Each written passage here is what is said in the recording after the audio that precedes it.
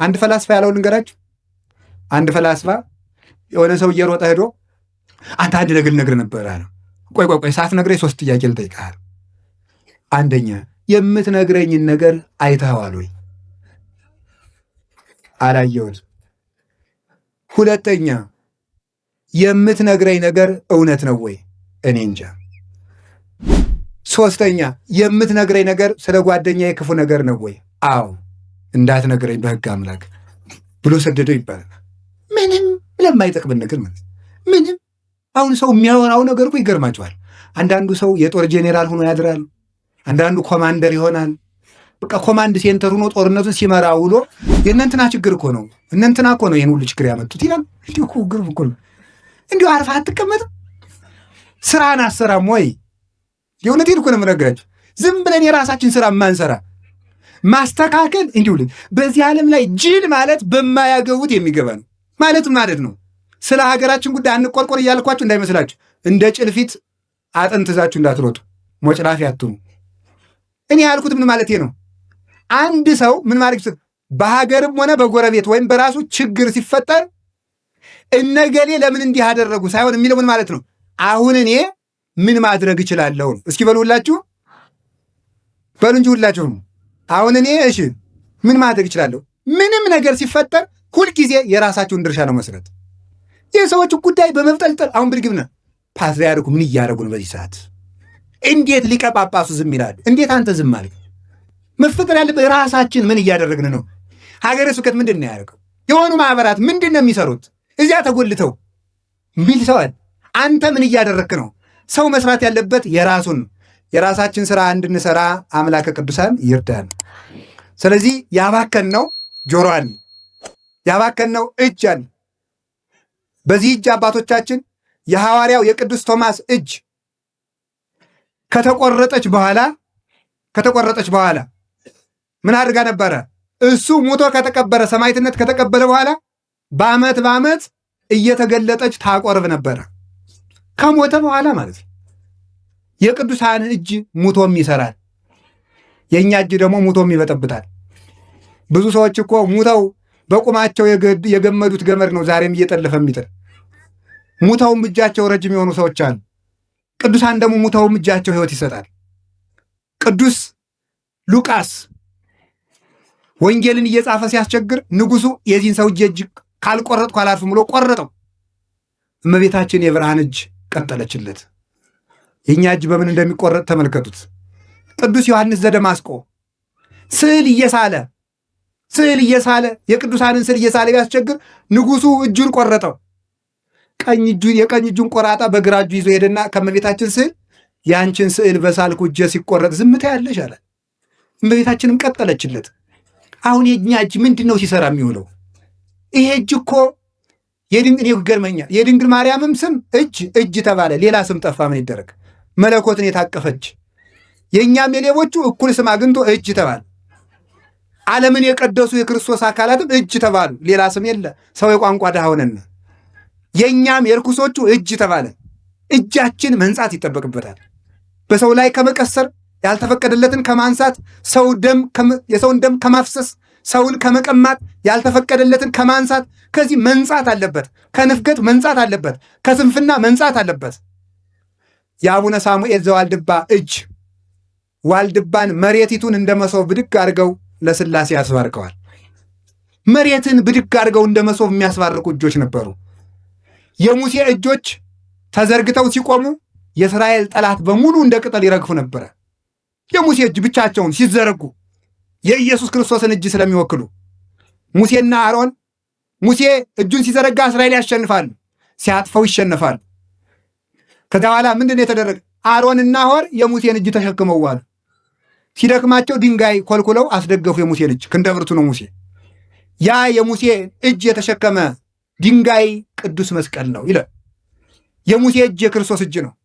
ሙሴ እጁን ሲዘረጋ እስራኤል እንዳሸነፉ ክርስቶስ እጆቹን በመስቀል ላይ በመዝገር ዘርጋቱ እኛ ጋር እንድል ነሳን።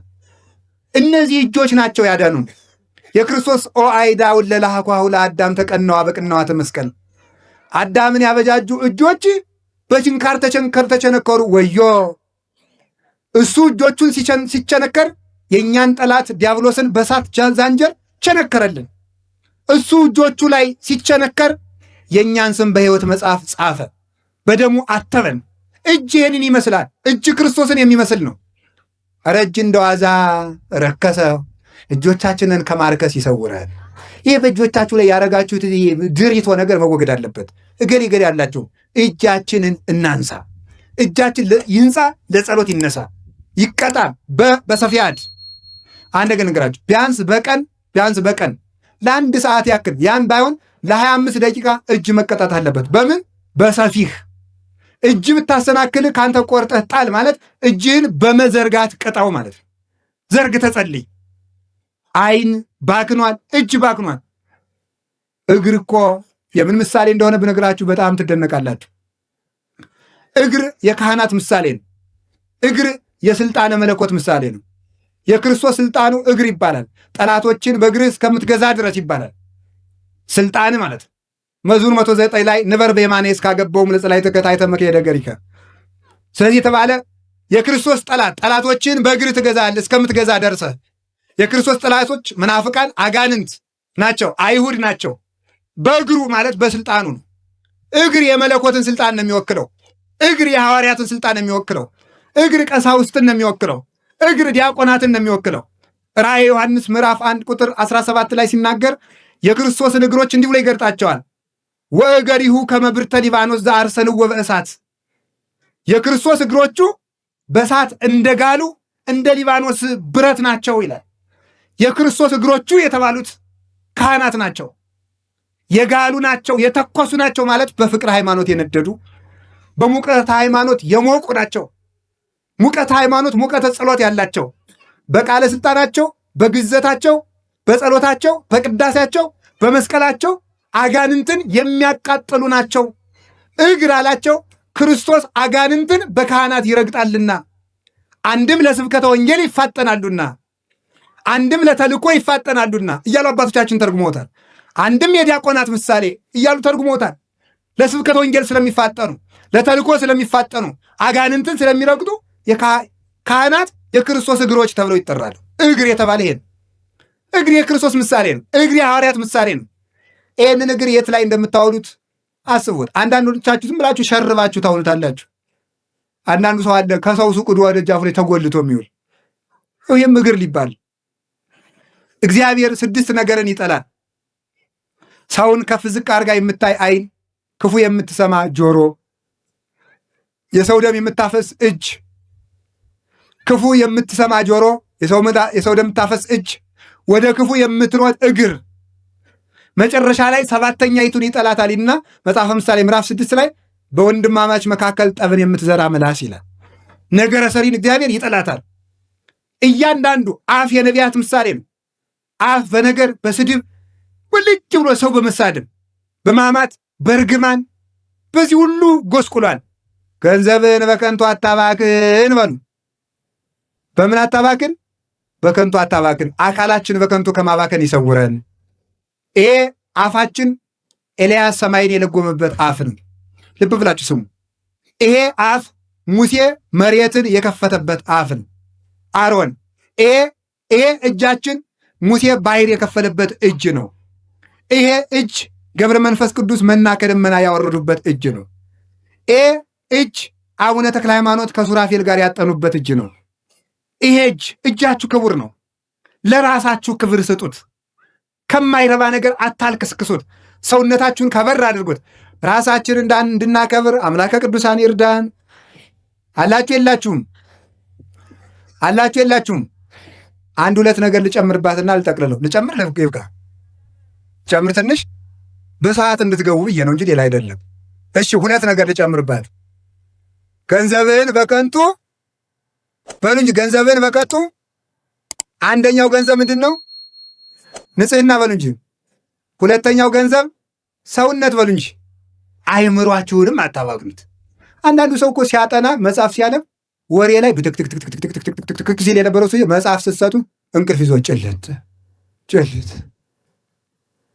ወሬ ብትክትክትክትክ ሲል የነበረ ስብከት ሲጀመር ጭልት፣ ቅዳሴ ሲጀመር ጭልት፣ ማሕሌት ሲጀመር ለህት እንውዝ። ምን ይባላል? ያው በቁም መሞት ለምን? አይምሮን አባክኖት ወሬ ሰክስከ ውስጥ ቃል እግዚአብሔር ቤት ይገባል። እዩ ደልዘ ሰርዘ ስርዝ ወረቀት ያጽፋል እንዴ? የብዙ ሰው ጭንቅላት እኮ የተሰረዘ ወረቀት ሆኗል። በነገር ተሰርዞ ተደልዞ ወሬ ሲሰርዝ ሲያባዛ ሲቀምር ያው ሻር ሊቅ ይመስል የነገር ቀመር ነው ሲቀምር የሚውለው።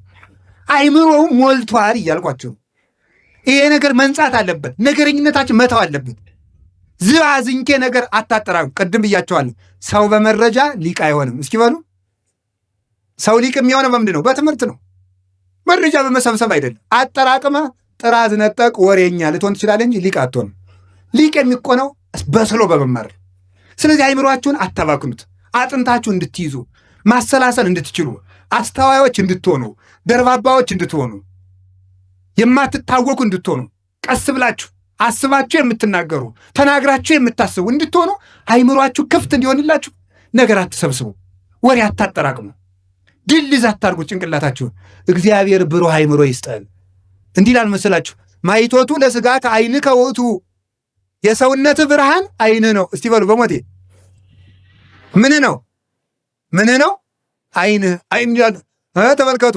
ወስወ ብርሃን ዘላይሌከ በላይ ላይ ያለው አይን ይላል ጨለማ ከሆነ ወሶብ አይን ከሐማሚ ይላል። ይቅርታ አይን ጨለማ ከሆነ መላው አካልህም ጨለማ ይሆናል።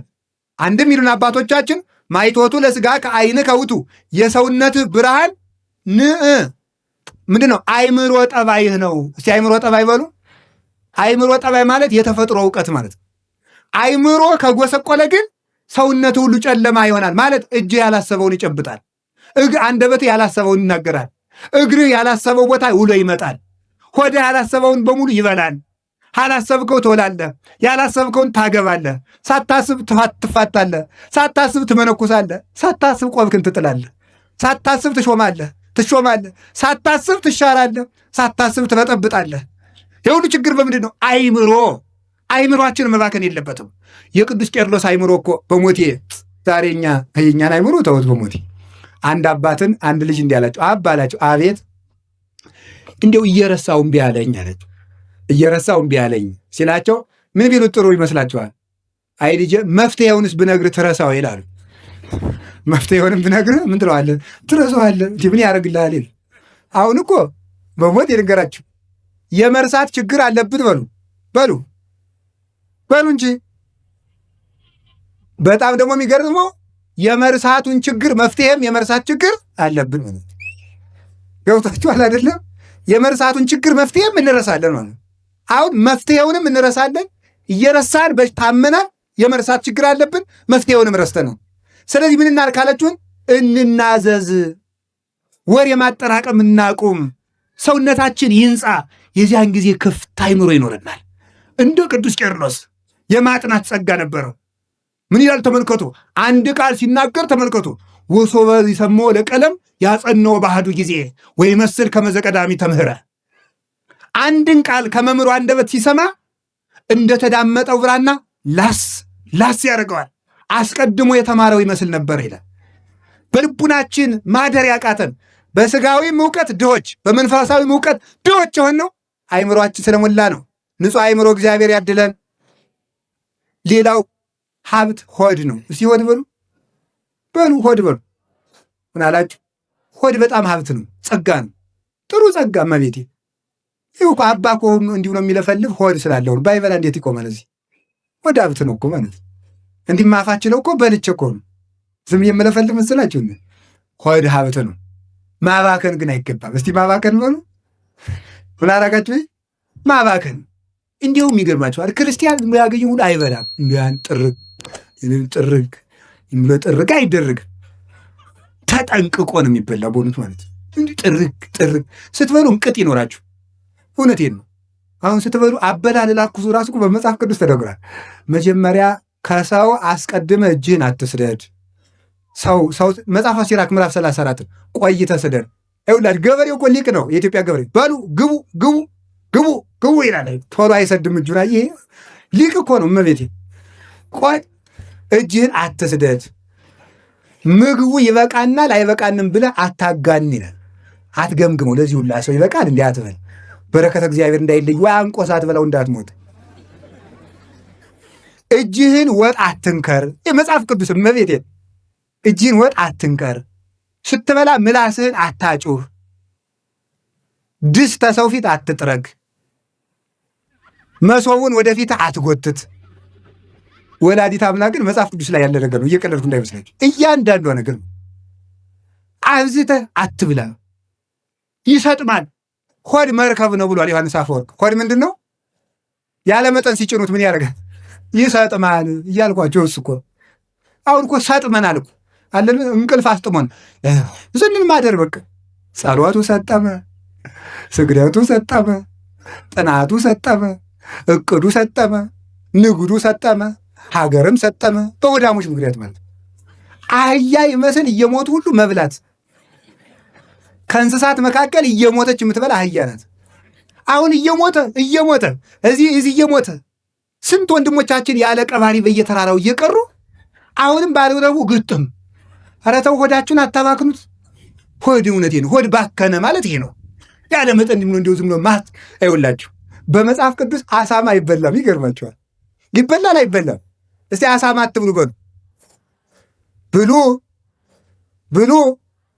ብሉ ምናት በሉ ያለ አሳማ ለምንድን ነው? አሳማ ጎን የለውም። ዝም ብሎ ጠቅላላው ሰውነቱ ሆድ ነው። አሁን ሰው የሚያገባ በሆዱ፣ የሚያስብ በሆዱ፣ የሚመነኩስ በሆዱ፣ የሚቀድስ በሆዱ ይቀርታል። የሚያረጉትን ማለት ነው። የሚያወራ በሆዱ፣ የሚሾም በሆዱ፣ ሀገር የሚመራ በሆዱ፣ ሀገር የሚሸጥ በሆዱ። አሳማ አይበላም ማለት የማይበላውን መጣል አይደል? የማይበላውን እኮ መጣት ነው። እግር በታቸው በጉ ይታረድና ይሄን እግሩን እየቆረጡ መጣል ነው። የማይበላውን እንደሚጥሉት እግዚአብሔር ሆዳምን ሰው ከገነት አውጥቶ ይጥለዋል። አሳማ አይበላም፣ ይጣላል ማለት ነው። ሌላው የአሳማ ጠባይ ይላሉ ሊቃውንት፣ አሳማ ውሻ ባለቤቱን የሚያውቀው በሽታው ነው። የባለቤቱን ሽታ ያውቃል። አሳማ ግን የሚያውቀው በሆዱ ነው። ባለቤቱን የሚለየው ከበላበት ቦታ ሲሄድ ነው። ሆዳቸውን ብለው የሚጸልዩ ክርስቲያኖች አይጸድቁም ማለት ነው። ስለዚህ በሞቴ ሆዳችን እንድንገዛ አምላከ ቅዱሳን ይርዳል። ምን አላችሁኝ? አሜን በሉ እንጂ። ሆዳችን ለመግዛት ያውቃል። ሆድን ማባክ አሁን ሆዳችን ባናባክነው ባንጠግብ ምን መሰላችሁ አባቶች? ይኸው ዛሬ ጾም አይደለም እንዴ? ጾመ ነቢያት ሙሴ 40 ቀን ጾመ። ምን ተሰጠው? ታቦት በሉ። ይኸው ሆዱን ጠብቆን፣ ሆዱን አባክኖ አይደለም። ኤልያስ 40 ቀን ጾመ። የት ገባ? ብሔረ ሕያዋን ሞትን አመለጠው። ሆዱን አባክኖ ነው? ጠብቆ በሉ። እዝራ 40 ቀን እህል ሳይበላ ተቀመጠ። የተቃጠሉትን 46 የብሉይ ኪዳን መጽሐፍትን ፍንትው ተብለው ተገለጡለት። ሆዱን አባክኖ ነው? ጠብቆ። ያው ይላችሁ ገንዘብህን በከንቱ አታባክን ማለት ሰዓት እላፊም አለመብላት፣ ያገኙትን አለመብላት፣ ገበያ ለገበያም አለመብላት፣ ያልተባረከውን ሙቶ ያደረውን ሁሉ አለመብላት፣ አለመስከል፣ አለመልከስከስ፣ የአሕዛብን መሥዋዕት ሁሉ አለመብላት። ሆዳችሁን ግዙት እንጂ አይግዛችሁ። ሆዳችን እንድንገዛ አምላከ ቅዱሳን ይርዳን አላችሁ። ሌላው ገንዘብን በከንቱ ሌላው የተሰጠንን ገንዘብ ጥቂት ብቻ ልንገር። 2 አይደል ያልኩኝ? 1 ሕግ በሉ እስቲ ሕግ በሉ። እግዚአብሔር የሰጠን ሌላው ገንዘባችን ምንድን ነው? ድሮ ሰው ሲበድል ምንድን ነው የሚባለው? በሕግ አምላክ። በምን አምላክ ነው የሚባለው? ሕግ። ወደ ገነት ልውሰዳችሁ፣ ወደ አዳም፣ ወደ አባታችን አዳም ከሞት ይጠብቀው የነበረ አንድ ጥሩ ገንዘብ ነበረው። ያ ገንዘብ ተጨማሪ ገንዘብ ነው ከቅድሙ ሌላ። ምን ይባላል? በለስ። እስኪ በለስ በሉ። በለስን አትብላ፣ ስትበላ ምን ትላለህ? አቤት። ስለዚህ አዳም በለስን ቢጠብቃት ምኑ ይጠበቃል? ሕይወቱ ይጠበቃል። ሕይወቱ ይጠበቃል በሉ። ሕይወቱ በለስን ሲያባክናት ሕይወቱ ምን አለ? ባከነ ማለት ሞተ። በለስ የተባለ ሕግ ነው ይላሉ ሊቃውንት። ሕግ እግዚአብሔር የሰጠን ሀብት ነው። ሰውን የሚጠብቀው ሕግ ነው። የማን ሕግ? ሰው የእግዚአብሔርን ሕግ ሲጠብቅ የእግዚአብሔር ሕግ ሰውን ይጠብቃል ይላሉ አባቶቻችን። ሰው የእግዚአብሔርን ሕግ መጠበቅ አለበት። አሁን ከዛሬ ጀምሮ የቤት ሥራ ልሰጣችሁ ነው። 10ቱን ትእዛዛት በደብተራችሁ ላይ ጻፉ። 6ቱን ትእዛዛት በደብተራችሁ ላይ ጻፉ። እነዚያን በቀን እያነበባችሁ ራሳችሁን መዝኑ። ሕግ ከጠበቃችሁ እግዚአብሔር አሳልፎ አይሰጣችሁ። እንዲህ አለ ጌታ፣ ለወይንስ ሐዲስ ውስተ ወይን ሐዲስ ውስተ ተመልከቱ ውስተ ዝቅ ሐዲስ ይወድይዎ ወይተዐቀቡ ክልኤሆሙ በበይናቲሆሙ። አዲስ ወይንን በአዲስ ሰውነት ይጨምሩታል፣ ሁለቱም ይጠባበቃሉ። የማቴዎስ ወንጌል ምዕራፍ 9 አዲስ ወይን የተባለች እርጅና የሌለባት የክርስቶስ ሕግ፣ አዲስ ሰውነት የተባለ አዲስ ማሰሮ የተባለ ንጹሕ ሰውነት፣ ሁለቱም ይጠባበቃሉ። ወይኑ ረዋቱን ምን ያደርገዋል? ያለሰልሰዋል፣ ያሰማምረዋል። ረዋቱ ወይኑን ያበስለዋል። ወይኑና ረዋቱ ይጠባበቃሉ። ሰው ሕግን ይጠብቃል፣ ሕግ ሰውን ይጠብቃል። ሰውን የሚጠብቀው ሕግ ነው። አዝላ አኮን ይህነ ዘናቅቦሙ ለዘናቅቦሙ ለሕገጋት አላ እሙንቱ ሕገጋት ያዕቅቡነ ይላል ማሪሳር። ሕግ እኛ ሕግን አንጠብቀውም። የምንጠብቀው ለራሳችን ነው፣ እንድንጠበቅ ነው። ሕግ ጠባቂያችን ነው።